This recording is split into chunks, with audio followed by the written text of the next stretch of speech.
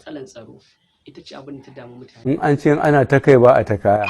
To amma me kake tunanin ba su da shi da hana su kawo ƙarshen wannan matsalar? Kayan aiki.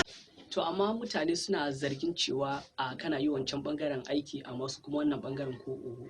Ka san kowa da irin yadda rayuwar shi yake. Ina zuwa gare ki. To yanzu wani tsare-tsare kake so me kake so a kawo ƙarshen shi kuma? Cin hanci da rashawa. Amma 'yan ƙasa suna cewa alƙawurrukan da ka ɗauka duk ba wanda ka cika ko me ya kawo? Bai kamata in fito in sa baki ba saboda ba su ɗauki abin da muhimmanci ba. To amma su ɗin da ba a ɗau mataki a kansu ba har yanzu shin suna da wani amfani a cikin gwamnati? Ba su da katin zaɓe ma ballantana. To amma aka ce shawara ce da ba kwa ba. Ni mutane sun zo sun yi kuka sosai na kan gaya mishi ga kukan da suke ciki. To amma su waye suke kawo muku matsala? Kowa ya san su. To ni ban san su ba. To za ka san su kai ta kallon TV. To amma ba ki gani shi auro ke kawo kina. Shi ma Buhari mutane suka zaɓe shi suka ajiye shi anan.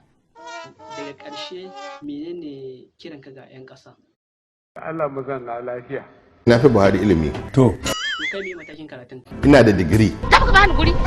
What?